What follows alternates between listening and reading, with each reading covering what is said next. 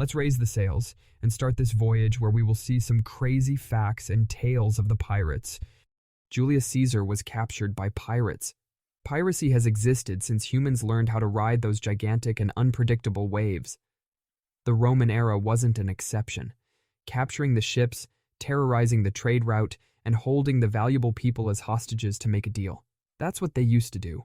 Nothing different there. In 75 BCE, 25-year-old Julius Caesar was on the sea route to the island of Rhodes for his education purposes. Although some disagree with that and say he was on the way to Turkey, we will consider the first one because all of them agree on the fact that he was captured. So, when he was near the island of Pharmacusa, his ship was intercepted by the Cilician pirates. As his ship wasn't accompanied by enough military escorts, pirates were able to overpower the crew, and then they took control of his vessel, holding him as a valuable captive. Even as a captive, he was treated well in comparison with the other prisoners. In his hostage period, which was known to last 40 days, he had the freedom to move around the ship. He often talked to the pirates about how he would capture and crucify them when he gets out of the situation. Most of them took those words as a joke. When they told him about the ransom, he laughed and said to increase the amount suitable for his stature. 20 talents of silver. That's what we demand. Holy Roman gods, who made you pirates, by the way? At least learn some history, you swashbucklers. Don't you have any bargaining skills? Then tell us how many we should ask for? At least ask for 50. So they did increase the price, and after receiving the ransom, they released him. To prove that his words of retribution weren't just a flex, he gathered some crew and a fleet to pursue those pirates who captured him. He successfully captured those pirates and brought them before the governor of Asia. The governor wanted to sell those pirates as slaves, but Caesar crucified them before the selling order proceeded. The worst pirate, Basil Hood. We know pirates as ferocious and daring scums, as far as the pirate movies and series have portrayed them. The pirate Basil Hood undoubtedly was daring and had high hopes of becoming a great wealthy pirate, but he lacked simple logic and basic knowledge about how pirates work. You know, pirates' first weapon was their terror. They build their reputation by raiding ships and taking whatever seems valuable to them. Basil Hood also planned to do such an act to get a head start on his pirate career. He also designed his plan so he could have a minimum or no risk at all. So he raided a land and captured a herd of cows. The herders were caught in surprise, and they ran away from their herd, making Basil's plan pretty successful. He gathered all the cows on board and sailed successfully, but as time passed, cows fell to seasickness. They vomited all over the place, making the ship so stinky that the crew would rather jump into the sea than be on board. They didn't have any options until they saw a naval ship. To get away from this stinky torture, Basil Hood decided to surrender by signaling to the passing naval ship. That naval ship came near their ship and figured out what the mess was. They didn't arrest them, nor did they stay for too long near them, which was not at all surprising looking at, or, as we can say after smelling that shitty ship. They sailed away from Basil Hood's ship. Even after this, Basil Hood's ship managed to touch the shores, but the suffering they confronted may have been worse than we could imagine. Beware of the bloody red pirate flag. You must know the Jolly Roger flag, which consists of a black base with a skull and bones.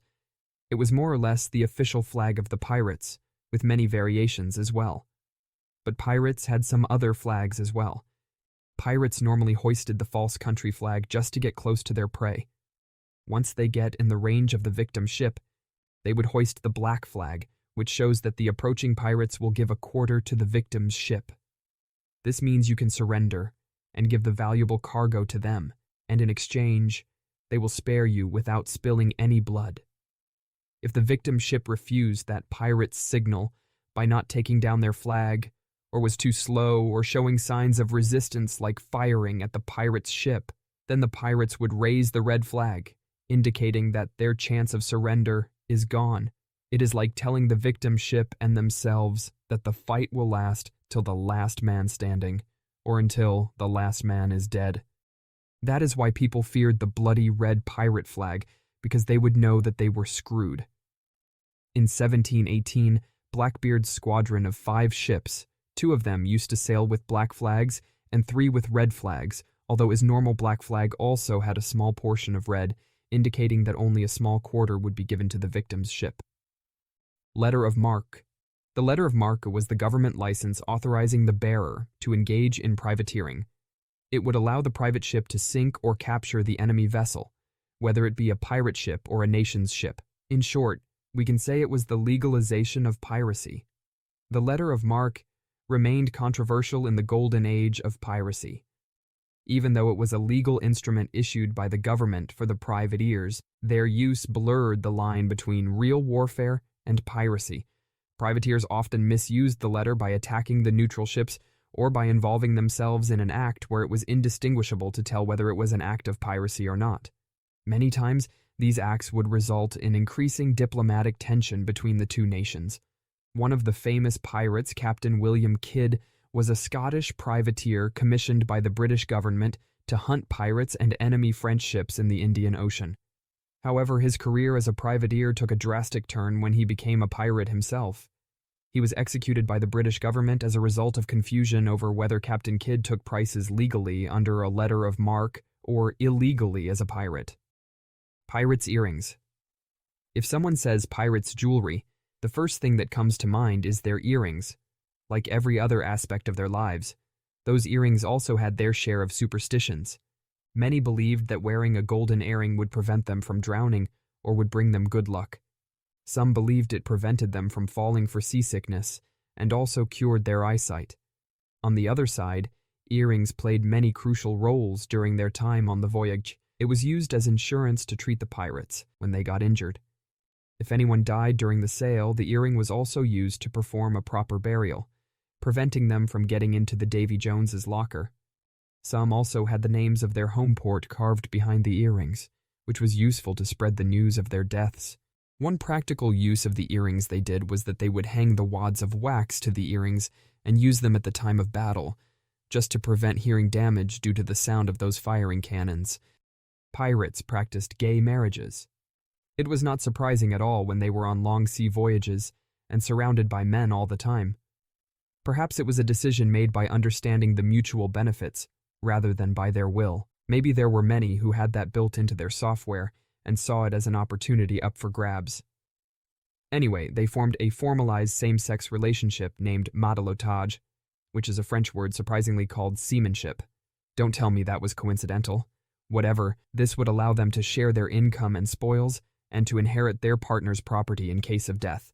They would also live together, share rings, and also share the female prostitutes. Fair enough. The tradition of getting shanghaied.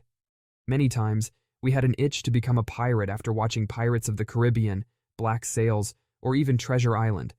But in the golden age of piracy, people weren't keen enough to go on board a pirate ship.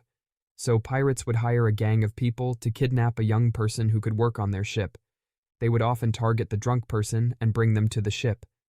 The next day, that drunk man would find himself a new job, which was not in the world he would have thought of in the first place, but he has to do it because there is no escape from there. That's how it became like a tradition for the pirates when they found themselves short-handed on the muscle. Female pirates. Although this field was dominated by men, like all the fields at that time, there were women pirates as well. In 1720, Anne Bonny and Mary Read sailed together on the pirate ship. They dressed like men to avoid the reveling of their gender, which is quite obvious looking at those filthy pirates who had only seen the faces of some ugly, sweating, and stinking men for 3 months, and who were waiting to spend all of their money by flashing their meat as soon as they reached the shore. Anyway, the only time their gender was revealed was when they got captured. Zheng Yisao, also known as Qing Xia, a Chinese female pirate, was believed to be the greatest female pirate who ever lived. She started getting recognized after she married a notorious pirate, Zheng Yi. Even after her husband, with whom she had joint control over their fleet, she managed to command 400 ships and about 70,000 men with the help of a loyal commander, and by creating the law code to keep the pirate crew tough and loyal to her. She was active from 1801 to 1810. The Chinese government did try to capture her, but they failed. She never got caught. I think that's enough pirate tales and facts for the day. Goodbye.